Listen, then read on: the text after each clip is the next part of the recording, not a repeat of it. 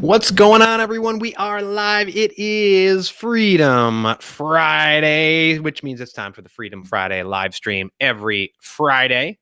You can join us on Facebook, LinkedIn, YouTube, Periscope / Twitter, however the hell that works, right here at 9:30 a.m. Eastern. I'm very grateful that you have chosen to spend a portion of your week with me. And because it is Friday, I'd love for you to, in the comments, in addition to sharing your name, giving us a shout out, letting us know your comments, your questions, your agreements, your disagreements, let us know in the comments, what are your wins for the week?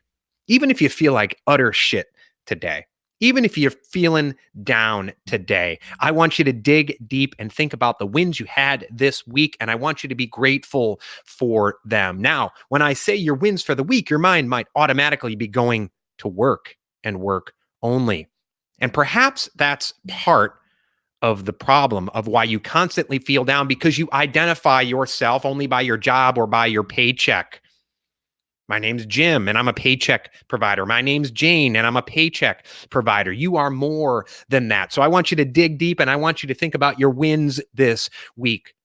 Did you get to spend some time with the people you love, your wife, your husband, your partner, whatever, your kids, your friends, hell, your pet? Did you wake up every morning alive? Are you still alive right now? Obviously, if you're watching this, by the way, if you're watching this on your smartphone or on your computer, have gratitude that you're better off than about 95% or more of the population in this world. You've probably heard me talk about it before. United States poor is rich in the rest of the world. So what are your wins for the week? Let's end this week with gratitude. And as I urge you in every show, start every single day with gratitude. Not just a few things. Here's what I urge my clients to do. Here's what I do every morning. I write down 25 things for which I'm grateful. Now, some of them are easy things, but some of them are hard things. Yesterday was my dad's birthday. He would have been 91. He passed away in 2012. I could have wallowed in it. For years, I wallowed in it, self-pity and victimhood.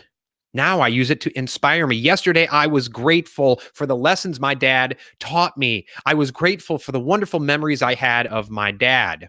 It's hard to do on his birthday as I remember him. But if you allow yourself to wallow in your bullshit, your victimhood, your self-pity, we're going to talk more about self-pity in today's episode. You become toxic to yourself and you become toxic to those around you, because as I've often said, a scarcity mindset is not a victimless crime. Because when your life is shit, when you become a toxic person, when you give off bad energy, guess what? The people around you are infected as well. I was recently communicating with someone who's in one of my coaching groups who's fallen out. And he even identified self-pity, victimhood, lost his job, number of other things that happen. And I said, well, it's great that you're aware that you're wallowing in self-pity. But if you're going to do it, don't just do it for yourself. Do it for the people you love. Fuck yourself, right? If you can't do it for yourself, there are people who are dying of cancer right now who will not give up the cigarettes. There are people who are morbidly obese right now who will not make changes in their lifestyle changes to make things better. Why? Don't just do it for yourself. Do it for the people around you. Sometimes selfishness, folks, is the most selfless thing we can do. And often we feel guilty about that. I talk a lot about defining your vision. There's a lot of people who can't define their vision because it feels selfish to them. If you don't have a vision, guess what? You're infecting the people around you with your lack of vision, with your toxicity. Constantly being needy, constantly sucking other people's energy. That, my friends, is true selfishness in a bad way. So start your week with gratitude. Start your day with gratitude. Post in the comments, what are your wins for the week? I'm going to keep coming back to this throughout this broadcast. What are your wins for the week? Whether you're joining us on Twitter, on Facebook, on LinkedIn, on YouTube, post your wins for the week below. And again, I'm grateful that you are joining us here today. And we have a number of people joining us. Let's see who's joining us. Let's check in on LinkedIn. Who's joining us over here on LinkedIn? say hello. Oh, we already got 13 comments. We got Alfredo. Greetings from New Jersey. Hello. Hello, Gloria. Welcome. Freddie Brown, fellow Low Country resident here. Good morning, Freddie. Freddie, congratulations. Got engaged. Awesome, man. Love it. Junaid, hello. Amen. Curt from Bill from Michigan. Carolyn, hello. Got my Peloton this week. Grateful for staying on a healthy route. Awesome win this week. Connected with some amazing folks to build out partnerships. Awesome win. Hello, Robin. Welcome. What are your wins for the week? John, what are your wins for the week? Thanks for calling me a capstone. Larry Levine, pick up his book, Selling from the Heart. By the way, speaking of books, today's episode, there's a link in the post, is brought to you by my very own book. It is Freedom February. You know why? Because I said it's Freedom February. As such, my Kindle, my Amazon best-selling book, 5 Pillars of the Freedom Lifestyle, is only $2.99. $2.99. If you want a life of freedom and abundance, not just for yourself. You know, I get a question a lot. Hey, you talk about freedom and abundance. Why the hell would someone bring you in to talk to their company? My answer is, if a company is scared about bringing me in because I talk about freedom and abundance, in their mind, freedom and abundance only means quitting your job, then I don't want to talk to that company. I have talked to companies where I can tell it's a toxic environment where people in the room are so scared of participating because mom and dad, i.e. the bosses and the managers, are in the room. If that is you, do not click on Work with Curt, because I do not want to speak to your company. If you are open to building an abundant mindset, having employees who are unleashing their superpowers, and if you as a leader are not afraid to allow them to unleash their superpowers, be individuals, come together as a team, have abundance mindset instead of that toxic scarcity mindset that leads to victimhood, that leads to self-pity, that leads to wallowing in your bullshit. If you are open to building that type of environment of abundance and freedom in your workplace, on your team, send me a message. I'd love to come in and speak with you. Experience. We'll come in and we'll shake it up. Wake them up and shake them up. So today, my book, $2.99 for the rest of the month. Click the link in the post. Grab it on Amazon Kindle. So thank you so much for joining us. Just looking at some of the other comments coming in right now. So let's talk about $1 billion. What was the old Bare Naked Lady story? If I had a song, if I had $1 million, right? Well, today let's talk about if I had $1 billion. So yesterday on Facebook, a Facebook friend of mine posted something. It was meant to be thought-provoking. Should anyone have $1 billion, or should we be able to make unlimited amounts of money? And most of the people reflected a mindset of abundance. Well, sure. If I work for it, if I help 1 billion people, make $1 billion. If I create something that changes the world, make $1 billion. There's nothing wrong with that. But someone put a comment in, and it's a comment I see frequently. It's a comment I get from people here on LinkedIn, on Facebook, on Twitter, whatever it is. And her comment was, it's unreasonable for anyone to have that much money, even if they work like crazy for it. I'll repeat what she said. She said, it's unreasonable for anyone to have that much money, even if they work like crazy for it. My friends, that is the scarcity mindset. Now, I don't blame her, because in society, we are bombarded on a minute-by-minute basis with that type of mindset. As I record this, earlier this week, I interviewed Randy Gage. You're going to, on my podcast, and you're going to see some videos. Randy Gage is the prosperity factory godfather. We talked a lot about prosperity. We talked a lot about what he calls mind viruses in society, in Hollywood, in our churches, from our parents, from our bosses, right? You look at the villains in the movie. Who are they? They're the evil rich guy.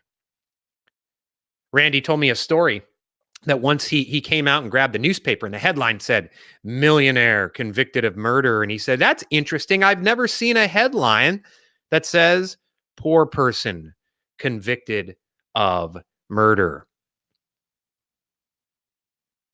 Think about that. Think about that. He points to Titanic as a thoroughly evil movie. Everyone in that, the multiple levels of the rich people are bad. The rich people are bad. You have to be poor. You have to leave your job in order to be good. And I love the fact that Randy talks about this on our podcast. You're going to see it soon. He talks about it in many of his books, and he is absolutely right. It is called programming, and it starts the minute we're born. It's especially strong and embedded in us the first 7 or 8 years of our life. But you may be 50, have that programming beat into your head as you go. We're born into original sin. We are meant to struggle and suffer and be unworthy. I grew up Catholic. I grew up with that Catholic guilt. Hell, when I had anxiety attacks so bad I was curled up in the fetal position and couldn't even stand the voices of my kids, I felt guilty because I had money. What do I have to feel guilty about?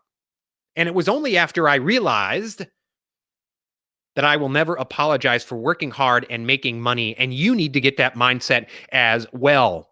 We were in London in December, and we were in Harrods. And let me tell you, I've built 3 profitable businesses. They've all made 6 figures in year 1, including a 7-figure PR and ad agency. I took the risk. I created something. I made it. I will never apologize for a dime that I earn. And I posted on Twitter because, as you know, many of the things you see are about prosperity. But I was feeling damn good, and I posted on Twitter that I was having a dry-aged steak and a glass of French wine for lunch, and that I was happy. But of course, someone came in and said, how do you feed your humility? Here on LinkedIn, I'll talk about building businesses, and someone comes in and says, well, you could at least acknowledge your privilege. We want to focus on the fact that we feel guilty and we envy those who have worked hard and made money because it's all about inequality. Now, I'm not going to get into that debate. I will in the future, because increasingly, I mean, The Economist, which is not a right-wing magazine, looked into the data of the fact that many of the things that some of the politicians and so-called experts are pointing to in terms of inequality are utter bullshit. We'll save that for another day. But if you wallow in that envy, if you wallow in that guilt, if you wallow in the fact that they have money, therefore they're taking it away from me, guess what? You have turned yourself into a victim. And as I said on many a show, becoming a victim is actually not a victimless crime. Because when you wallow in that, what happens? You're not producing anything for yourself, for your family, for your loved ones, for your community, for society. And perhaps, my friends, that is the real sin. As Randy Gage and I talked about, we're taught that being rich is a sin, and that poverty is a virtue. Maybe it's the other way around. I'm not saying that poor people are bad, but when we sit there and we wallow in it, and we have a toxic attitude that those who have worked hard and made money, whether it's $1 billion or $1 trillion, are bad. And we convince ourselves that because they have worked hard and made money, it is taking away from us. That, my friends, is a scarcity mindset. And I guarantee the woman who wrote that will never be wealthy unless she wins the lottery. And like so many poor people, people born with a scarcity mindset who win the lottery, who win millions of dollars, she will lose it right away. Because scarcity becomes a learned behavior. And when you are programmed for scarcity, that is your default. The good news is you can reprogram yourself, but it takes a choice. It takes a real want. It takes desire. And it takes realizing that what you're doing now isn't working. My friends, a lot of people will come to me, not just for my coaching programs, but I have become a student of myself. My wife and I have become students of who we are. We do things differently. We homeschool. We do a lot of things differently with our lifestyle because you know what? We don't want to die of cancer. We want to take those steps to make ourselves and our family healthy. We want to truly educate them, which is why we don't allow them in the government schools. Now, you may disagree with it. That's fine. But we have chosen to break free from the matrix. Think for ourselves. Think critically, rather than just trusting what the so-called experts tell us, rather than just taking at face value what everyone else, what our crazy aunt or whatever posts on Facebook as gospel. Maybe things are true, maybe they're not, but think critically for yourself. But when we don't, We buy into what Hollywood tells us. Hell, I was just talking to my wife about this. My kids were watching the Muppets. Oh, it's the evil oil baron. Oh, the Lorax. Oh, it's the evil businessman. It's hammered into our heads. And so in many cases, we're fighting a losing battle. It is a tough battle to reprogram yourself, but it takes daily discipline, daily meditations, daily affirmations. It takes withdrawing from the bullshit on Facebook, from the bullshit on Twitter. Yes, I'm broadcasting this to you on social media, and then I'm going to leave because it's Family Friday, and I'm going to spend time with my family today. I'm not going to sit there at every waking moment and stare at my phone because I'm bored and because I'm not fulfilled. That breeds toxicity.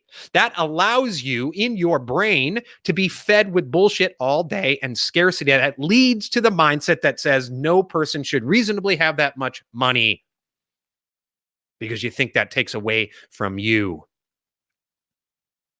That, my friends, is narcissism. It's victimhood. It's woe is me. I deserve something simply because I was born. My friends, none of us deserve anything. None of us deserve anything. You have to work for it. Which leads me to the next topic. I'd like to talk to you today about something I call struggle porn. Again, it goes back to, many of us are born with that thought of original sin that we are unworthy. We have to struggle. And if you don't struggle, something is wrong. I lived with that for years. It was damn easy for me to build a PR and ad agency. Now I was not fulfilled, but it was damn easy. And I felt guilty. When I had a good year, what was in the back of my head? It's all going to balance out. It's all going to balance out. This came too easily for me. I have to suffer. Therefore, if I don't suffer, I'm not truly paying my dues and something is going to come around. And it created guilt, which added on to the fact that I was unfulfilled. But I see so many people on social media posting the struggle porn. They in their heads think that it's all about the struggle, that it's all about the struggle. And I'm not saying don't share your experiences, but there's a difference between sharing your experiences and A, wallowing in your misery and your bullshit, and B, feeding your ego with the dopamine rush of likes and hearts and whatever the fuck it is, because you know that when you put out your woe is me, everyone's going to say, oh my gosh, you got this. You got this, girl. You got this, dude, whatever it is. That, my friends, is narcissism. And it feeds this thought that you have to struggle, otherwise you are not worthy. That, my friends, is bullshit. This is something else I talk about my show. As I record this, maybe you haven't heard it yet. Maybe you have. With Randy Gage, we talked about that struggle. And it leads to guilt, and it leads to envy, and it leads to a toxic mindset. When times are good, whoa, the bad shit is coming. The bad shit is coming. Why? Because Gary Vee said you got to struggle. My church said life is about struggle. You got to struggle in order to pay your dues and be a good person. And you live with that guilt your entire life. And every minute you're living with that guilt is a minute that you are not opening yourself up to abundance. It's not about positive thinking. I've seen that. Oh, positive thinking doesn't just work. You're right. Positive thinking doesn't have belief added to it. When you add that belief and every morning you feed your brain with abundant messages, when you feed your brain with pieces and content that allow you to have a growth mindset, it's not just positive thinking. When you feed your brain with gratitude every morning, and sometimes that gratitude is tough to find in the death of a loved one, if you're sick, whatever's happening, that ain't positive thinking. It's different. Because then you start to add belief to that. It allows you to move forward. It allows you to move forward with abundance and freedom rather than having that, well, things came too easy. I'm not going to be successful unless I struggle. Something bad is around the corner. Because the more you think that, the more I guarantee that bad shit is coming around the corner. So stop it with your struggle porn. Again, you in your heart of hearts, you know the difference. You know what I'm talking about. Not just talking about sharing your experiences, but either wallowing in your misery or glorifying your misery. There's a sharp difference between that and sharing your experiences. And when you learn that, and when you start living that principle, then you will truly know the difference between scarcity and abundance. And then you can be truly free. So let's go to the last topic. But first, let's go see who is joining us online today. Wherever you are joining us, we have a number of people across platforms. Hello, Facebook. Hello, LinkedIn. Hello, Twitter, Periscope. Hello, YouTube. Let's check in with some folks here. Getting a number of comments. Again, if you're just joining us, if you are joining us in the archive version later today or tomorrow, share your wins for the week. And if you're like, I didn't win anything this week, think harder. There were some wins for the week, and they don't all have to do with work. They have to do with your loved ones, with your relationships, with your self-care. Andy, thank you. Andy writes, I'm grateful for your life lessons. Andy, I am grateful that you are here joining us today. Michael, grateful for each day. Exactly. Hell, that's a win, right, Michael? Every day. What are your wins? Let us know. Thank you, Matt. I appreciate that. Bill Stankiewicz, thank you for joining us today. Wow, watching with 35 students. That's awesome, Bill. Shout out to Bill Stankiewicz and his 35 students. Thank you so much. By the way, I put up a blog post today. Speaking of critical thinking, speaking of thinking for yourself, when we're talking about our mind, our body, our consciousness, our relationships, I have a new blog post today. Search for it wherever you're at here. Go to my website, curtmercadante.com. Blog post is up there. You know, so many of us don't apply critical thinking when it comes to our bodies, when it comes to health. And we often outsource those decisions to our physician. Well, the physician said to eat this. The physician said I should eat more of this or less of this. It's gospel. Well, it's the physician. He's the expert, right? Well, read my blog post today. Because many physicians don't have any nutritional training at all. And you're outsourcing your critical thinking to people who may know less than you about nutrition.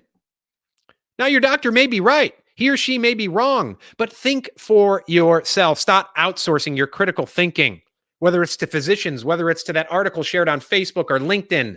Whatever it is, think for yourself. In our society, we have stopped thinking for ourselves. We have this mob mentality, this Facebook mentality. What am I going to do today? Well, let me see what everyone on Facebook thinks. What am I going to do today? Well, let me see what LinkedIn thinks.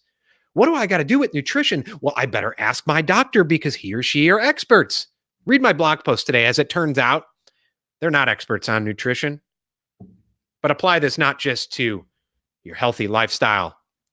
Apply it to everything in your life. Start thinking critically. Start thinking. Start being an active participant in your life. That was a little bit of an aside.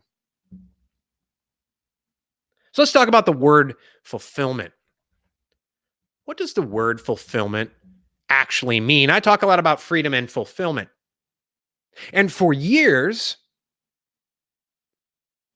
I had built a business where I was making a lot of money. Hell, I was having $1,000 steak dinners, custom suits, custom sport coats, flying everywhere. Oh, I was feeling good, except I was not fulfilled. And I had that guilt. I had that anxiety. There were days I was happy, yes. But as I've said before on the show, happiness is not the goal. Fulfillment is the goal. Happiness can be fleeting. Fulfillment is stickier. Fulfillment is longer lasting.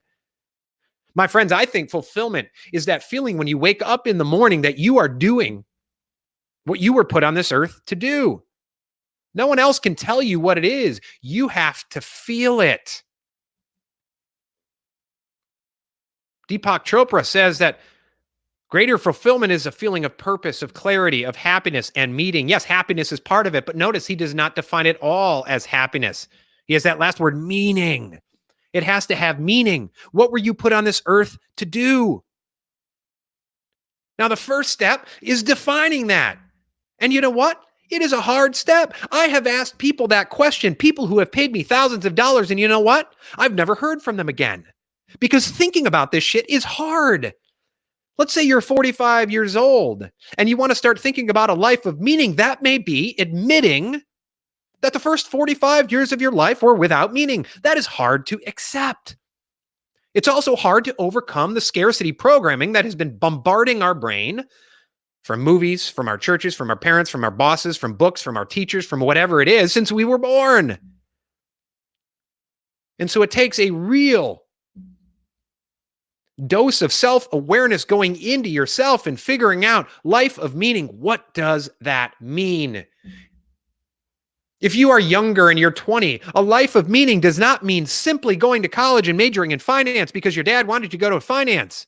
A life of meaning isn't just going to college and getting a job and living in the suburbs because someone else says that's what you want to do. If that's what you truly want to do, if that gives you meaning, then do it. But we cannot outsource our definition of meaning, our definition of what it means to wake up in the morning and feel like we're doing what we were meant to do on this earth. We cannot outsource that. It only comes from within. And to do that means slowing down, sitting quietly every day, getting up in the morning before everyone else gets up. And you may say, well, I'm not a morning person. Well, keep doing what you're doing. How's that program working out for you? I often say that to people. They come to me and say, oh, I never do that. Oh, that's crazy. Okay, well, how's your program working out for you? If you've been wallowing in your comfort zone of misery for years, how's that program working out for you? You don't have a growth mindset. You don't want to try new things. Okay, how's your program working out for you? So I don't care if you're 20, 60, 40, somewhere in between. If you don't have a life of meaning, if you don't have that true fulfillment, then how about you have a growth mindset and you try new things, starting with getting up early in the morning. If you got to get up at 3 in the morning or 4 in the morning, then do it. If you really want to do it, then you'll do it. If not, don't do it. Sit quietly. Be mindful. Don't think about your to-dos and tasks for the day. Don't think about all the crazy shit you got to do later in the day or tomorrow or next week. Don't think about your worries. Be present with yourself. If you're sitting on the floor, feel the weight of your butt cheeks on the ground. If you have an itch on your toe, think about that itch. Know that itch is happening right now. Now, this may not sound stupid. It may sound woo, but you know what? 5 years ago, I would have said the same thing. But 5 years ago, I was on the way to dying. Anxiety attacks. I was 50 pounds heavier. I was not healthy. I was a cortisol factory. That cortisol, that fight or flight chemical coursing through my veins on an hourly basis, leading to inflammation, probably going to lead to cancer down the line. You see, these daily choices we make or don't make affect our mind, affect our body. And so being mindful is an important practice so that you're not constantly spinning out of control, thinking about all the bad things in your life, thinking about your to-dos and your tasks, thinking about what's coming tomorrow. If that's you, you are not fulfilled. You do not have that life of meaning. And one way you can start to retrain yourself and reprogram is to be mindful. Sit for 10 or 15 minutes in the morning. And my friends, you can't do it 3 times and say, well, I have a restless mind. It doesn't work. You have to do it. It took 2 months for it to click for me. You sit mindfully every morning and you are present in that room, not present with your to-dos and tasks for the day, present right there and then. Go take a mindful walk. Don't allow your mind to spin about everything that's going on. If you hear a bird, focus on the fact that you're listening to that bird. Feel the weight of your feet on the ground. Start being more present in your day because there is no guarantee, my friends, that tomorrow is coming. We could all be dead tomorrow for whatever reason. And if you're not mindful today, then there's not meaning in today. So fulfillment. You know, when you think of shipping things, right? Fulfillment. I have a product, and how are you going to fulfill that product? Fulfillment is about getting that product from here to there. So too is fulfillment in your life. It's a vision you have for your life, for whatever gives you meaning. And you go from here to there, and that fulfillment is delivered. So are you truly fulfilled? Do you know what it means to have meaning in your life? Are you doing what gives you that meaning? Are you doing in your life what enables you, what empowers you to wake up every single morning with a feeling that I am doing what I was put on this earth to do. If not, change ain't going to just happen to you. You're going to have to become an active participant in your life. You're going to have to become a student of yourself and start making a change. My friends, I want to thank you all for joining me on this issue of Freedom Friday live stream. Again, it's brought to you by my best-selling Amazon bestseller book, 5 Pillars of the Freedom Lifestyle. For the month of February, it is just $2.99 on Kindle. You have no excuse. If you're lacking fulfillment, if you're lacking freedom in your life, you may hate my book, you may love my book, but don't say it's too expensive. $2.99 on Kindle. Go click the link in the post. My friends, thank you so much for joining. Whether you're joining us live or the archive version, my name's Curt Mercadante. Declare your freedom today. Thank you.